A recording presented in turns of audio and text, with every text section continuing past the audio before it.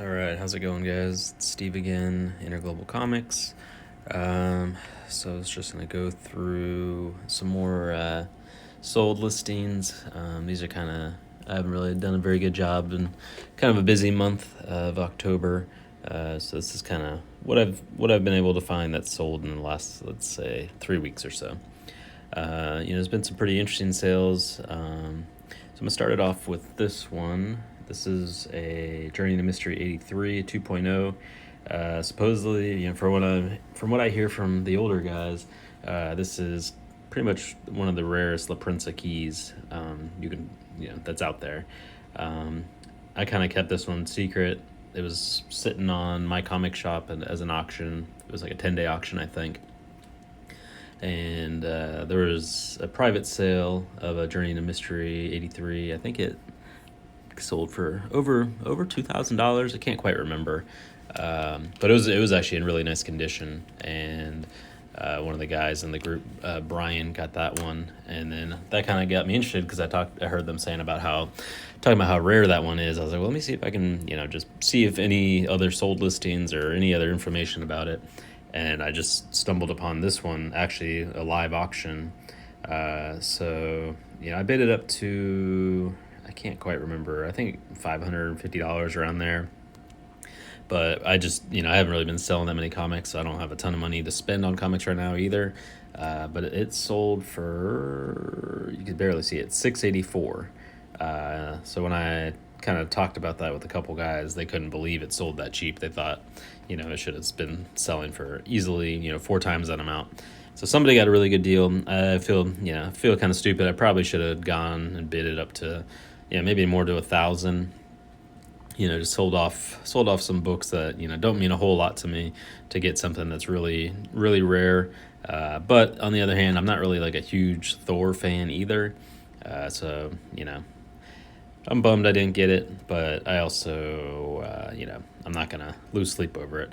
If it would have been like an XMen 1 La Prensa, I would have, and I didn't have one already, I would have definitely been upset.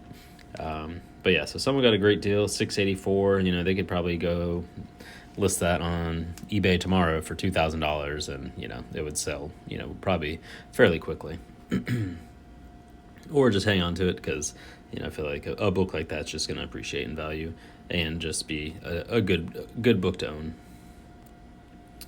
All right, so I'm going to do something I normally don't do, but kind of heard on my Instagram, someone was telling me about a bunch of high sales on German eBay for, like the number one, the key books, basically, the big William Verlag books. So these were in good condition. They use like a 0 to 3 or 0 to 4 scale. So this is a 0-1, which is like the highest grade you can get. And it sold for, this is Hulk number 1, sold for 534 euros. I've never seen a German book sell for this much before. This is a huge sale. These books I've seen in the past sell for $200, depending on the condition. Low grade around $100, higher grade to maybe a little bit more. But for this to sell, most importantly, it sold on German eBay for this much. It kind of blew my mind because typically if something sells on a foreign eBay or a foreign auction, or even just pretty much whatever you buy, or if you buy it overseas and source it yourself, it's pretty much, once it hits American soil, it's typically going to be worth twice as much of what you probably paid for it. Depending, it's not always the case, but depending on what it is. So this could skew the marketplace, because now if the Germans are seeing, their own people or their own auction sites, these books are selling for, $530 or $540, $50, it's going to really, the prices are really going to have to change in the U.S. because, when I've seen these sell on eBay in the U.S., I've only ever seen them sell for a couple $100. So now that the price is up in Germany, and the price pretty much has to follow and go up in the U.S. But there was numerous sales. This wasn't just like a one-off thing. This one sold for 534 euros. And it's actually a really good time to be buying books in Europe because the euro and the dollar are pretty much even, which I've never, hasn't been like that as long as I've been collecting foreigns. I know it also used to always be that, euros and the British pound, it was always like, basically like one and a quarter, one and a half almost. You'd have to multiply the price to figure out what you're actually going to have to pay. But now basically whatever it is in euros is what you're paying in the US dollars. So it's, that's really good for us. But yeah, this Hulk sold for 534, ASM for 405 euros. A Thor 1, or Journey into Mystery 83, sold for 400 euros. Oh, actually, you know what? This wasn't part of that auction. This was actually a whole run of Thor from 1 to number 33. So this is kind of what I was used to typically see. So this sold in September. So an entire run of 33 Thor books sold for $3.99. And used to be able to see those for these too, but now most of those are all gone, and now just the first issues, the key issues, are selling for crazy money. So here's another one, $276 for the Fantastic Four. And the funny thing is some of these aren't even the first issue. This is actually issue number 2, but it uses the cover from Fantastic Four number 1. And Spider-Man 1, the cover, that's actually their issue 3. They had 2 other books before that. So yeah, these are pretty massive sales to be happening on foreign auction sites. Not that it's like really hard to use foreign eBay. That's kind of like the first step for foreign collectors, is to start buying on foreign auction sites. But I've never seen these books go so high. And this is kind of another example. So this is an older sale, but see, you're getting issue 1 through 12. So basically the entire Iron Man run from Germany for $260. So now, fast forward, all of a sudden, people are paying that much just for single issues. So, it's something's going on. Something's changed, and it's going to affect our market as well because, like I said, these markets are intertwined. You can't expect for, books to sell for less in the United States than they're selling for overseas. So I could see this have a ripple effect to the pricing over here on German keys. So yeah, this one. So this was just the single issue, sold for $199 of the Journey into Mystery 83. So yeah, big sales. Another one for $199. So pretty interesting stuff off German eBay. I don't really check the foreign auction sites too much, but when I heard about all this stuff selling, I just wanted to check it out and kind of just show what's going on. All right, so back to American eBay. So this is the Avengers 8, which is the Newton from Australia. So this is a super hard book to find. I've only ever seen a couple of them. This one I figured would be one of the gems of the Newtons. I was super surprised to see this one sold for $30. I thought it would hit at least $100. It doesn't have the poster, so that's it's incomplete, but still, $30. That's cheap for a hard to find book. Newtons has really seemed to have kind of gotten hammered. They're selling for half or less of what they were a year ago. It was pretty much all the number one keys were selling for, or most of the number one big keys were selling for almost $1,000, and now they're half that. This was a pretty nice copy, Fantastic Four number 1 with the poster, $484. So that's crazy. This was $1,000 book a year ago, so this has dropped in half. I think there was just only so many people, I guess, looking for complete Newtons that were willing to pay that much, and now people aren't going to pay that much, so prices have gone down. So it's good for people that are looking to buy these books, and good for people that are looking to upgrade. I have one of these, but it doesn't have the poster, and if I didn't have my kind of money tied up elsewhere, I would have probably gone for it because I would love to have a complete copy. So this was just an Australian Batman Superman comic. Um, Sold for $2.33. Looks like it's in pretty nice shape. I'm not sure what the American equivalent is, if there is one, but it seemed like a pretty strong price for this comic. He's a Horowitz, Strange Tales #1. Oops. Strange Tales #1. Published in 1963 with the kind of original cover art from Australia. Really kind of weird, cool covers. They redid pretty much all their covers, and really good art. Sold for $3.94. And here's a few books I just totally missed, but these went cheap. This is Superman, or what is this? Batman. They're saying Batman 31, but on the slab it's saying Superman. What is that? 76. This was the first meeting between Batman, or like the first time they figured out their secret identities or something like that. So it's a key issue from the Golden Age. Batman 70 or Superman 76. But this one they listed for $251. They could have sold it probably for way more than that.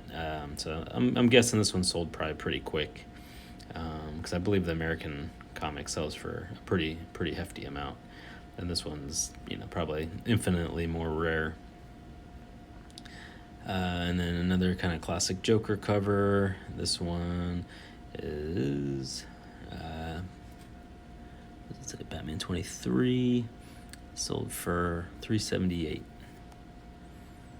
So probably part of the problem is that at least they didn't use the American numbering. They strictly on this one they strictly used the UK or Australian numbering, so it didn't probably really pop up on many people's feed. But someone saw it and they bought it for $378. So that's what I said. If you're ever going to sell foreigns, you need to, you can include the local country's numbering, but you gotta kind of, if you want to sell it, for the best price you could get, you want to include the American equivalent as well. Another Newton took a huge hit. This is Doctor Strange. This one sold for $16, and low grade. Probably no poster, but still cheap. With poster, pretty high grade looking copy of Avengers 1. So this was a $1,000 book not that long ago, down to $454. Tomb of Dracula 10. This is the Russian edition. So this is kind of like the second wave of Russian books that came out like right before the war started, and they were maybe available for 3 weeks to a month, and then pretty much all the pipeline to and from Russia got shut down. So there's a guy in the foreign comic group that lives in Russia, and he will sell you these books pretty inexpensive, but it's kind of a pain in the butt because he can't really accept a normal form of payment. So he will have you, you buy the books from him, and then once you receive them, you let him know you got them, and then you have to buy him stuff on American eBay and send it to an address that he has, or that he knows somebody in the United. It's just kind of like a weird way of doing it. It's not the easiest way to make a transaction. And besides him, there is I guess one guy on eBay still selling through Poland. So somehow he's getting the Russian comics and selling them from Poland. So he's making some pretty good money doing that. But this was from an American seller, 9.8. They got it graded by CGC. Tomb of Dracula 10. The second wave included Tomb of Dracula 10, what is it, Spider-Man 101, and Werewolf by Night 32, I think were the main ones. Those would be the ones that are kind of harder to get. So, this definitely sold for a premium at $2.99. It's most of these are coming over in pretty high grade. So I would think getting a 9.8 isn't that hard, but just getting the book in general has gotten pretty hard. And here's the Werewolf by Night 32. So this one sold pretty good deal for $49. Just because this is one of the ones that there aren't a ton of. I'd say there's probably a ton of Hulk 181s in the U.S., a ton of AF-15 Russians in the U.S., but these, it's going to be way more limited. Batman Adventures 12 from Brazil, low grade, but $25. That's crazy. That's crazy cheap. I don't think I've ever seen one of these sell for really less than like 100. These were pretty hard to find at one point, and then now it just seems like there's so many people. People were so sure that the stuff in Brazil was so rare, and then now there's just so many people selling out of Brazil that we're kind of realizing like, maybe some of this stuff isn't that rare because, there's just it's always coming out of the woodworks, but definitely deserves more than $25. That's that was a very very low price on that one. Here's the Brazilian Hulk 181. So this one sold for $30. Seems like a pretty good deal. You got to be careful. Make sure you're buying from a trusted seller from Brazil.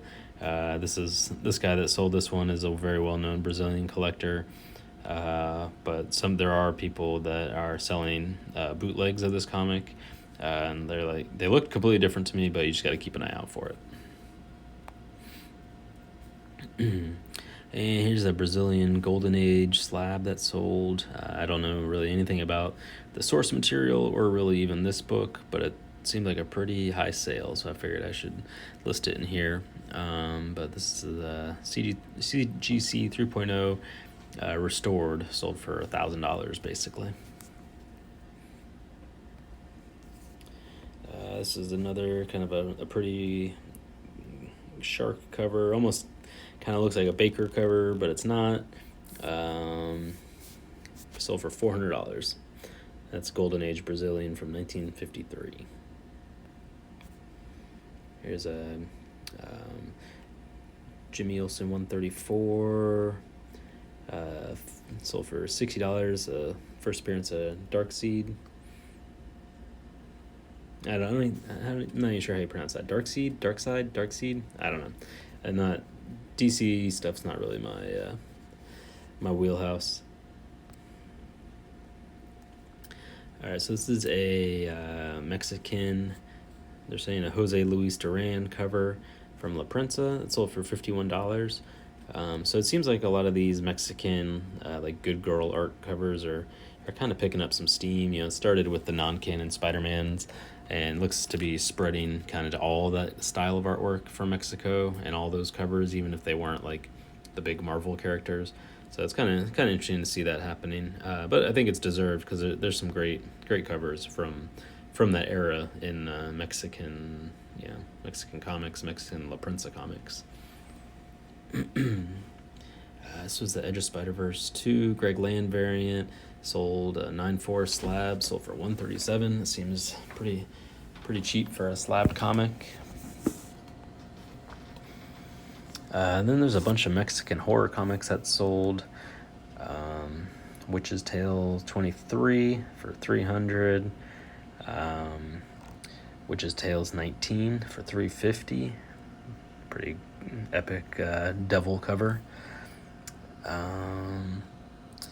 Chamber of Chills 24 sold for $540. And then another Witch's Tale that I can't see the number, sold for $300. So pretty big Mexican horror sales. Great looking books. They look pretty good condition and really just good artwork. So here we got more of those Spider-Man 300 foils that were kind of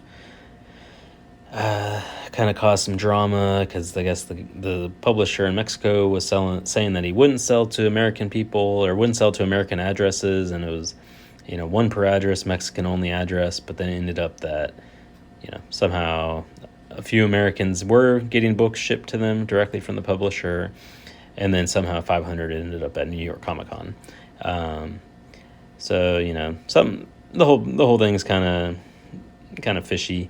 But the funny thing is, all these people are listing these books as limited to 500, and they're not. It wasn't a New York Comic Con exclusive. This was basically a store exclusive in Mexico but the owner of the shop just sold 500 comics to somebody that decided to sell them at New York Comic Con. So yeah, the limited to 500, that's not accurate. It's actually limited to 1,000, but I doubt that's even accurate because, I don't think anyone's really paying attention to this kind of stuff in Mexico. But who knows? But one sold for $199, one for $150, another one for $199. Again, saying limited to 500, which isn't true. And then here we've got the original, actual first appearance, Spider-Man 300 from Mexico, selling for less than that. So I just don't understand why people are spending so much money on the shiny new stuff when you can have the original from 1989. But to each their own. So a couple people said, "Oh, because this comic is a slightly larger format, and people don't like that." And I get that, but it's also just, who cares? It's the original comic. Get a bigger box. You'll be okay. We've got a G.I. Joe 1 from the Mexican edition. I don't know if I've ever seen this one before. Sold for 7.0, sold for $185. It's a pretty strong sale. Another Jose Luis Duran. This was the non-canon Sgt Fury. So kind of similar to the non-canon Spider-Man. This was a Marvel character that, that Mexicans just ran away with it, made their own storylines, lots of half-naked women, good girl covers. So this one you can't really tell in this picture. She's got a big swastika on her arm there, barely covered up. And this one sold for $165, so it's a pretty strong price for these. And I have seen these sell in like the $100 range before, but this was a good sale. But looks to be in pretty nice condition. And here's another Mexican 300, sold for $135. So yeah, I'll just leave that one there. So this is a really hard book to find. This is the Greco, I believe it's Colombian, Star Wars 1. This one sold for $99, which is pretty cheap, but it looks like to be in pretty bad condition as well. There was, I think, a warehouse find of these at one point in Colombia. So there are quite a few nice, high-grade copies of this floating around also. But you're gonna have to pay a premium for one of those. I wouldn't see those selling for less than probably $300 or so. So I know there's a guy that has a couple of those that he's just kind of piecing out. But once those are gone, they're gone, and you can't. There's way more Star Wars collectors than there are of those Greco Star Wars ones. So here's another one that actually, pretty crazy that these were both listed on the same day. This one sold from Peru, and this one was an American collector selling just a bunch of Star Wars stuff. I guess he just had this in his collection and sold it. But this one includes number 1, number 2, and number 4. And you can't tell in this picture. I'll have to get a better picture of it. But number 4, they completely changed the cover. They got rid of Obi-Wan Kenobi and made him a monster. And instead of Luke being the main character on the cover, they focus on Han Solo. So that's pretty funny. And I'll have to show that off because I am the one that bought this one. I saw that price pop up and I knew that was a steal, so I immediately bought it. So I'll show those off once I get them, hopefully in the next week or so. This is XMen 1 from Spain, the first print. This one's the slightly oversized version, sold for $152. Tomb of Dracula 10 from Germany, sold for $99. Looks like a pretty nice copy. These for whatever reason tend to sell for kind of a premium. I don't know if there just weren't that many of them printed in Germany or if they're just sought after, but yeah, they tend to sell for a premium on the German market as well as that's pretty seldom. They sell pretty decently on the American market too. This is the non-canon Spider-Man 128, the German reprint, like the German bootleg. So this one sold for $99. Giant size X-Men 1 from Canada, French Canadian edition, from Heritage edition, sold for $254. That's a strong sale for that book. Hulk 180, sold for $109 from French Canadian edition from Canada. Hulk 181 from Canada, French Canadian, looks like a pretty nice copy, sold for $454. So this is kind of like the infamous cover where they didn't have the cover art for Hulk 181 yet, so they just took an interior panel and made it the cover. So this is actually an interior panel of Hulk 181 recolored, and that's Wendigo actually punching Hulk in the face, but they recolored it to make it look like like a human. So pretty cool. Some people kind of don't like this book. They say the cover's ugly. I think it's really cool just because of the story behind it, and it was printed like right at almost the same time as the original Hulk 181. So it definitely deserves some respect. I wish I would have seen this one. This was a Iron Man 55, French Canadian, pulled from a bind, but still sold really cheap for $36. I'm the type of person that I like to have like kind of one of every key comic. I'm not a set builder really. I'm happy with one or two editions from of a key comic from whatever country. Typically I got anyone. I want to find the hardest country to get. But I don't have any of the Iron Man 55, the first Thanos. So one day I'll add one to the collection. Star Wars 1, the French Canadian, sold for $181. And another, I think, is that the same one? I think that might be the same one. $254, Giant Size X-Men 1. So this was SpiderMan 129. I think this was the best offer, 500 Canadian, which I can't remember. This is a pretty high grade copy. I can't remember what the conversion was, but I think it was like $400, or no, not 400, 300. I think it was $330 or something like that. I'm not too sure. I'll have to look into that, but it was a solid price, but also a very high grade copy of the book. So if they got that slabbed, that's going to be a real nice book to look at for a long time. A bunch of real hard to find Japanese books. Mainly, you've got the Silver Surfer 1, which is cool, but the really cool one is this Giant Size X-Men 1 from Japan. I've been looking for one for a long time. I actually had one of the Silver Surfer ones, but sold it recently. But I really want one of those Giant Size X-Men's. Haven't been able to find one. Haven't been able to get anyone in Japan to find me one. So I'm gonna have to work on that. I actually have a cousin that lives in Japan, so I should probably ask her if she could help me out. Tales of Suspense 52, UK price variant, 6.0, sold for $1,800. That's first appearance of Black Widow. This was interesting. This is a Avengers 8 or Mystic 56. It's a UK version of Avengers 8 from L. Miller. So it's kind of like a square-bound, slightly smaller version of the comic, but with a different cover. They use, I think that's a splash page as the cover, and sold for $714. So to me, that was kind of a surprising sale. High grade though, 7.5. That's pretty high grade for any of those old British books, but it's definitely a solid price. This one kind of seemed like a high sale. $334 for the whole run, 1 through 31 of Marvel Secret Wars. But this was like the weekly. So the UK weeklies were split. They split basically every issue into 2 comics. So that's why there's 31 of them. Obviously it has the Secret Wars 8 there.